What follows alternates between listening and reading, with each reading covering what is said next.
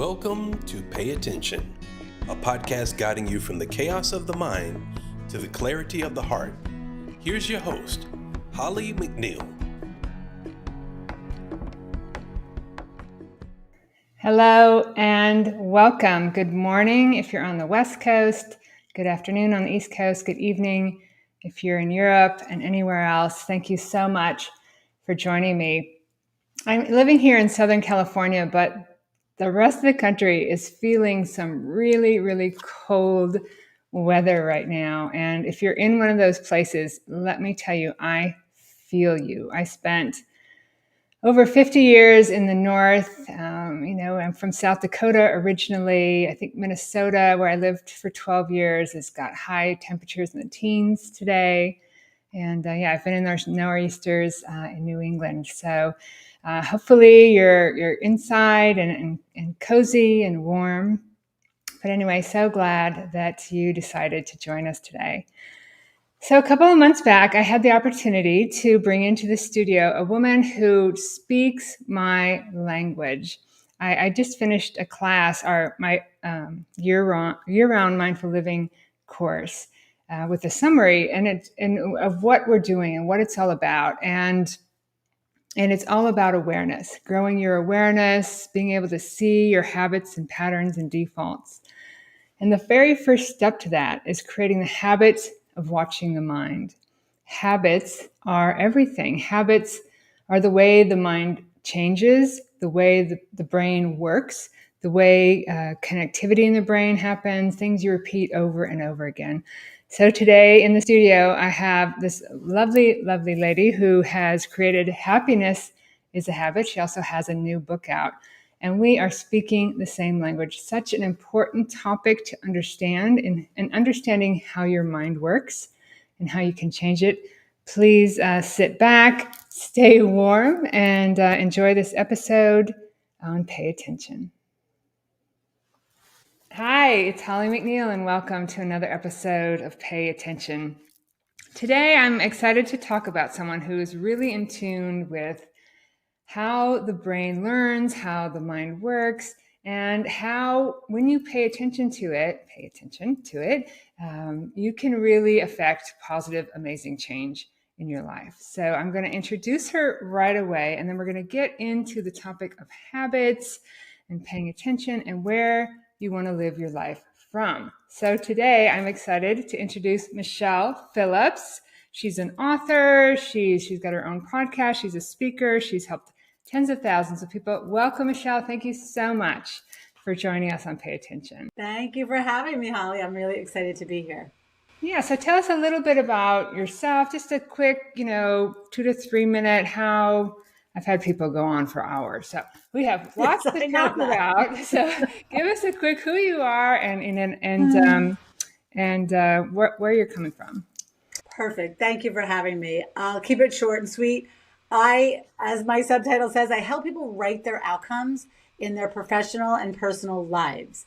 A lot of events happen in our lives that are out of our control, but how we respond and what we do with them is in our control. I am very excited. I'm celebrating my 25th year in business in August. I started Key Performance in August 2000, and I go into corporations. And I always say I'm kind of the bridge between the yoga mat and the boardroom or metaphysics. I take all these metaphysical tools and I make them palpable for corporate audiences. So I work 99% of the time with corporate folks, but we're all real people, helping them create their path versus just kind of waking up one day and saying, how did I get here? So in a nutshell, author, speaker, coach, podcaster, there's my quick spiel. Thank you. I love that. And I've often wondered, I come from corporate America as an architect, and, now I'm very much into mindfulness. And so I love, talking about that bridge between the cognitive and kind of the spiritual, the metaphysical, and the manifestation power we have. We talked before we started recording. I have my practices, my more cognitive practices: pledge, evaluate, recognize. where you're paying attention to the mind. And then the spiritual practices, locate, open, invest, and expand, when you're really starting to see what's beyond your thoughts, emotions, and feelings. But everything is really about what you do over and over and over again, which is exactly what a habit is, right? Yeah, what I love telling people about habits is they require no energy. You do them without thinking. Yes, So that's right. in That's my right. first book, I say, if all you did was eat an apple for the next 90 days, they Yeah. say it takes 20, they've changed the science, 21, Yeah. 60 days to Yeah, form a yeah. habit. 21 days to kind of get it, 66 days on it. Yeah, I'm with you. So I gave you 90. I go, let's say you eat an apple for the next 90 days. Yeah. Almost anyone, unless you're allergic to apples, can do that. After 90 days, it becomes something you do habitually without thinking. Right. And then if you add one other habit and another, in 5 years, if you do nothing but add one thing every 90 days, Yeah. you have 20 positive, powerful habits. Isn't that amazing? And the fact that it happens automatically, that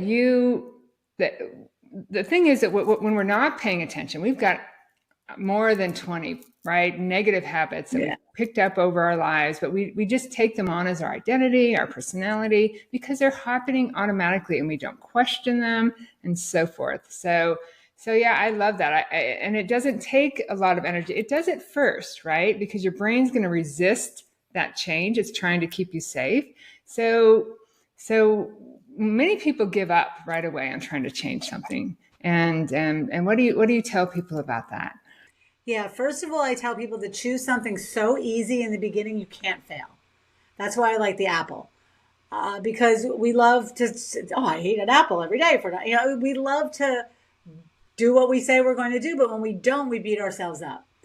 So do something easy, and then even make it easy. Even if you're going to start a journaling practice or a meditation practice, what I tell my clients is I say, take a 30-day visual calendar and give yourself maybe an M every day you meditate.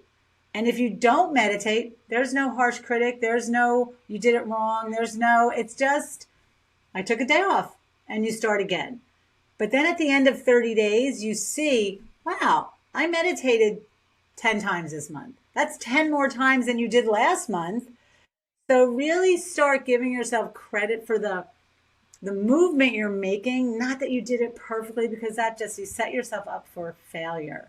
That's right. Yeah, and it just takes small steps. I talk about 1 minute 6 times a day to take. I like that. Of watching the mind. Even if you only do it 3 times a day or 1 time a day, or forget for a couple of days. It's like you said. I tell people that thinking about going back to college or doing something change. It's like, if you don't do it in 5 years, you'll be right where you are. Yes. Right here. But and I'm remiss in telling you the title of your book is perfect. Happiness is a habit. I mean, that's exactly truth, right? And so the idea of doing something small and recognizing that you will meet with that resistance. That stuff will come up, that harshness, because those are the habits you currently have, right? And that's what I love about your work, Holly, because thinking and processing is a habit. Yeah. So, our brains are set up to keep us safe. I always say they're not set up to keep us happy. So they're always like, did I say it right? Am I okay? Did I, am I rich enough, pretty enough, skinny enough, you name it, smart enough? So our brains are always like kind of searching to keep us safe, where that's not a recipe for happiness. No. So it's really, you're almost overriding your reptilian brain to say, I ate an apple today. I'm proud of myself. It doesn't seem like a lot to you, but it does to me, because the last 60 days I didn't eat any apples. Yeah, I love this. At first you have to do that, right? And eventually it'll happen automatically. And realize the doubt and the falling down is part of the process. Nobody goes out and plays a perfect game of tennis or golf or skiing, I don't know, whatever your sport is. You fall down, you make mistakes. So it's the same with your thinking. I almost call it puppy training, because it's like, you got to bring your mind back to present over and over, and be gentle with yourself, not like harsh. Yeah. And we often do. I've heard the 3 reasons why habits fail. One is that we take on too much, right? Too much. So definitely keep it small.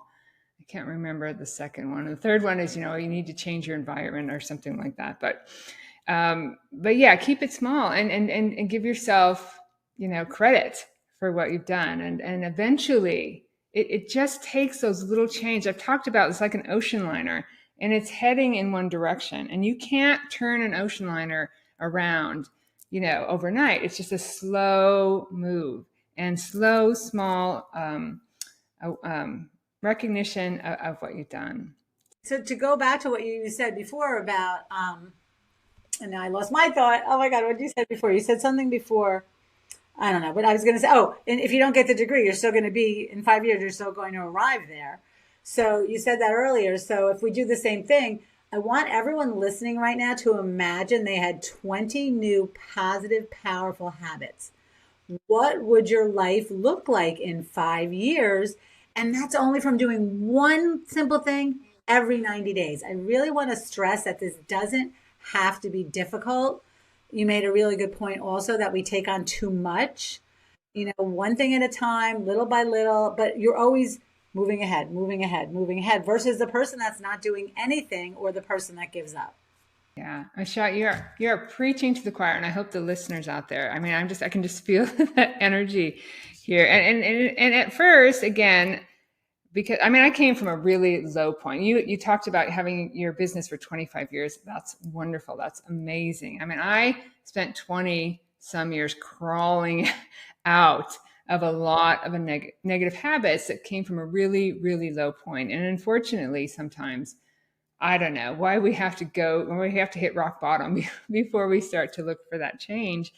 But at first I couldn't see, a way out, but I believed there had to be better, So just even putting that belief in motion started to unravel all of those negative thoughts and patterns that I have. So this works for everyone. This is how the mind works, right? So I honor your journey. And I always tell everyone listening, every one of us has a very unique and special journey. Mm-hmm. And why one road goes this way and one road goes that way. And, I remember when I was going through my divorce, I would tell myself, you are a magnificent woman, worthy of great love.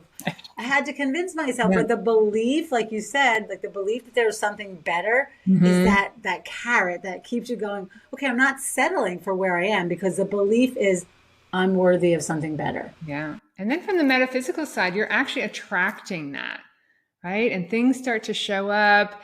And for me, it was very much a very teeny tiny step by step. And I know this is, in America, at least in Western, you want to get there, you want to get it done, but have patience with yourself. And if you falter, just keep going. And eventually you will start to see. Well, you and I have talked about, I talk about living in one camp or the other. You're either living entangled from your thoughts, making your choices from there, or you're living in awareness. You're seeing them and being able to look at them with the wisdom that comes through in the silence. Yeah. You've got a similar, I think you talked about your two personalities or yes, something. I named, so, we all have these different voices in our head. We probably have more than two. I've named two. But when what you're saying, when you come to that awareness as these negative thoughts are rolling through your brain on repeat, yes. Right?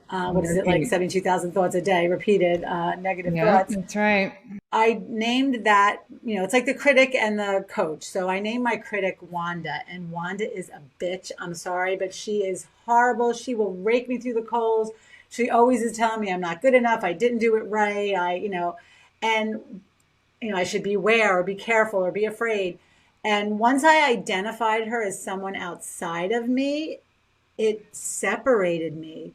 Yeah. So I tell this story. When you were born, that intelligence was born. Wanda wasn't there, right? Right. We create that. But we're taught, right, that we should do it a certain way to fit in. And when we don't, we start to, And my husband and I we have a little fun, because when Wanda gets a hold of me, it's almost like she just takes me in a power hold that I feel her, but I can't shake her sometimes because she's so powerful. Sometimes you can't. And my husband will say to me, oh, Wanda's here. And just the identification makes it loosens the grip. Right. So Grace is my coach. She always thinks Great. I'm wonderful and I'm doing a great job. But Yeah. she's not as loud as Wanda. Yeah, it's true. Right. Wisdom is quiet. And I practiced Buddhism for 5 years, and they talked about when those things come up, instead of saying, I am angry, I am upset, because you do get caught in them and you can't get out. You can't, it's like getting into a bag and you can't find your way out. To imagine it as arising in your mind. Right? You're the architect of your world. You're creating this. So you're not these thoughts. You're not these habits, right? So just imagine them as arising in your mind, so you can create that distance, right? And see them for what they are. Question them. Why doesn't nobody ever question all these negative habits? I wasn't taught any of this till my 30s, and I love Exactly. Mindfulness Architect. It's like, you're the boss of your house in here and you're building That's it. right. So what kind of house do you want? And if that brick is broken, it's not giving you what you want, chuck it and get a new brick. So I love the way you're using the Mindfulness Architect. Is this something I want in my garden, on my house, whatever it is? Yes, exactly. And realizing you have choice, and that's so powerful. I was talking to my son and his girlfriend on the back patio just yesterday about this awareness, and just, I love it when the younger generation is kind of becoming aware of it. And why? I mean, hopefully by the end of this journey, I'll be able to get to the younger people, right? Why aren't we taught this in school? That habits, we have this powerful mind with which we can create a world, whatever we perceive or project, we perceive, or whatever we project, we perceive. I always get those mixed up. But and we can choose and we can question. And when you're a kid, you question everything.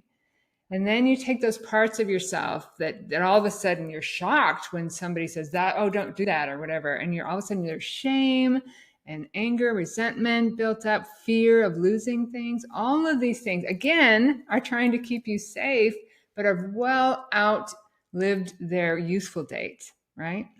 Yeah, well, I see a shift happening, which makes me so happy. I mean, I don't know about education system, but I know in corporations, I work in finance industry a lot and in banking, and we're doing mindfulness classes. We're doing, this type of work in big corporations. So I always say I look for the believers, because this is an age of awakening. We are on the precipice of really fast moving energy. Yeah, And, those that know how to mold the energy and manage the energy of their thoughts, of their mind, are going to do well. And those that don't will spiral. right. So it does warm my heart to know that I am doing this work. And the positive psychology research has come so far. I always say metaphysics, positive psychology, emotional intelligence, they're all catching up to each other, and they're, yeah. as And even Einstein says, branches of the same tree. exactly. Oh, yeah. Like you said, we could talk forever. And actually, it's not just emotional intelligence and and it's not just emotional intelligence and spirituality and mindfulness, but science is also catching up, right? They're seeing that at the subatomic level, quarks and leptons are like 10,000 times smaller than anything we thought was there. It has no actual structure. These are just wavelets of possibility and energy. And so we as consciousness form that energy. And then it comes into the mind, and nerve cells that fire together, wire together. It's all very explainable, to kids or to. I love that you're doing it in corporate America, and I think people working in corporate America are in their 30s, 40s, 50s, and some of them feel like, how did I get here, or I want more. And so I would imagine you find people that are more open and ripe to that. When you put it in sensible terms and don't, people, I always say it's woo woo, but it's not woo woo. It's real. Not This woo woo. is science. It's this like, is how it research. works. Yes. So when I go in and I'm very, all I say, I'm like, you try it on for 30 days and you be the judge. I guarantee you, if you apply what I'm teaching you, you will have a shift in how you feel. And that will give you a shift in your results. 100%. So it might, it's trying it on, trying a new way. Yeah. And people are open to it. And I always say there always will be the doubters and the naysayers, but those that's not my audience. Who's ready to hear you will find you. And to be honest, I have, like I said, my practices there's the PER is the more cognitive, and then the love is more spiritual. And at first I kind of just, because I didn't want people to think I'm too woo-woo, right? I stuck more in the pledge to make the habit of watching your mind, evaluate what you find there, recognize. But it's all connected, like you said, our Einstein said, branches of the same tree. Everything points back to this. And again, like you said, it's provable now. And so to be able to go in and say, look, this is how it works, and this is what science says, and even quantum physics, and people, you still even have your doubters in science. They don't want to give up the idea that you can't see everything that's happening.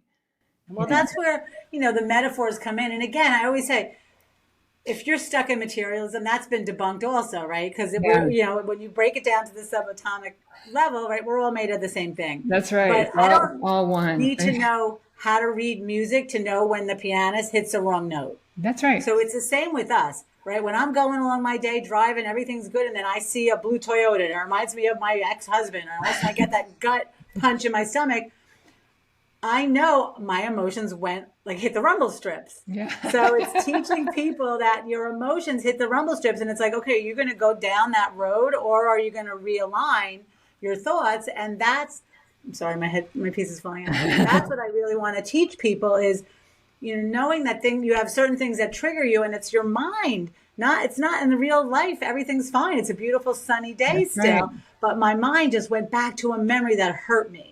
Right. And now I could spiral down in pain, or I could say, that's in the past, it's dry cement, and it's a beautiful sunny day, and I'm going to focus forward. That's right. In the present moment, you can either, like you said, stay entangled in it. It will take you down the rabbit hole, and it will take you fast. So when that happens, it's okay. It happens. It's been happening for 10 years, 20 years, 30 years, right? But when you can see it, when you catch it, it's that moment. I see what's happening, right? My mindset. That's the beauty of, like I always say to my clients, when you start to laugh at things that would have set you off, know you're growing. Yep. Right? Yep. Oh my God, a year ago, that would have put me down in the dumps every for 3 little days. piece at a time, every little moment, because every time you catch it, it doesn't fire that nerve cell, those neurons, and that connection weakens. And it takes time, and it takes patience, and it takes, again, at first I'm here for you. I love you. You got this. You're amazing. And eventually, I remember, my practice is 1 minute, 6 times a day. The first time I'm like, oh, I'm watching my thoughts. Instead of having to stop for 1 minute and watch my thoughts, like you said, I guarantee if you do that 1 minute, 6 times a day for, 90 days, you will be always watching your thoughts. You will always have that habit. And I love it. And it's so simple. And you said something so important I want to go back to. You said, every time you see it, it weakens that connection. Yeah. Right. And that's what's so important. So whenever you see the negative thoughts, you're like, it's getting weaker. I'm getting stronger. Yay. That's right. I love that. I love that. In fact, I was going to say, this conversation could go on forever, but what would be one, you've already given 2 or 3 great tips for the listeners today, but, what would you suggest somebody do, right? I guess eat an apple or just anything small, but when you first meet someone and especially somebody that's really low or really hurting, what would you tell that kind of listener? Yeah, I'm going to give your advice back. Someone that's really low and hurting, sometimes they're unreachable. So that's the thing too. You have to meet people where they are. And if someone's still going through a grieving process, that need to go through the grieving process. And that's okay too, yeah. Mm-hmm. But once you get to that, I believe it could be better. Right. Oh, now we got some energy. Right? Think about the energy that gets behind that. Like depression is like, no energy. I can't get out of bed versus, I believe there's something here. There's so something it's out there. Knowing that depression, unless it's clinical, right? There's different types, or maybe you had the blues, or you had a breakup, you lost someone, a job, a loved one, that it's temporary and that you have more power than you think. That's my takeaway. And Michele, tell us, how did you get into all of this? How did you learn all of this? How did you? I needed it myself. How else, Holly? No. I was doing sales training at Verizon Wireless early in my career, and I took a course. I think it was Brian Tracy, some older self-development something showed guru. up. Yeah. And then I went back to school at Fordham. I gave a presentation, and this woman was like, "I want you to present to my people." And I was like, "Okay." But again, the universe delivered. Like when I look back now, my path was set for me. Nice. Everybody's path is set for them. Yeah. So it's really, I even encourage people to go chronicle your life and see what are the decades or the thirds of your life and the lessons you've gained, because we're all gaining something. So much. My journey started right at 9/11 and ended at the COVID pandemic. And it was a 20-year circuitous route, right? And so I think you and I are both out here trying to help people not have to take that long a route, right? You're right. The path to awakening, awareness, to happiness, to openness is what everything's pointing back to. But it can be a long, long road if you're not paying attention and if you're stuck and you're lost and you're not believing. But yeah, once you start to see that or recognize, wow, yeah, there is more here for me. Can I tell a quick little fun story? Please. I always use this example. I read it in a book. I don't even remember what book, but it talked about Prince. When Prince started, he opened up for the Rolling Stones and he got booed off the stage. And when he got backstage, he said, "Oh, that's not my audience." And I always love that agency. He knows who he is. Nice. And that doesn't mean that nothing's wrong with him. It says he needs a new audience. Nice. So when we're not getting the results we want, it's like, do I need a new audience?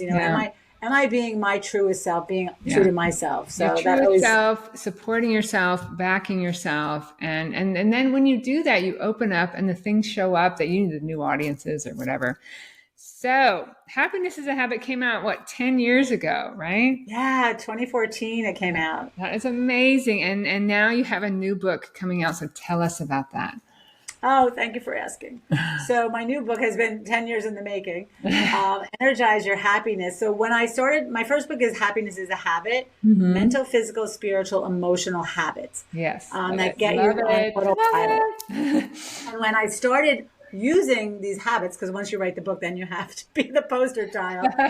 I started getting in what I call this high frequency energy zone. Yes. I was calling it magic carpet days. Everything was going so well for extended periods of time. So this next book is teaching people how to get into that high energy zone. The magic carpet. Not just when you're climbing a mountain or on vacation, but when you're at your desk working, when you're having a fun interaction like this on, your podcast. Yeah. So really knowing you have control. All the stuff you're doing, Holly, we are singing to the choir. Yeah. But teaching people how to get there on a more normal basis versus once in a while. Yeah, exactly. 1 minute, 6 times a day, just making it a habit, a day. You can make happiness a daily habit, right? It's a choice. So love it.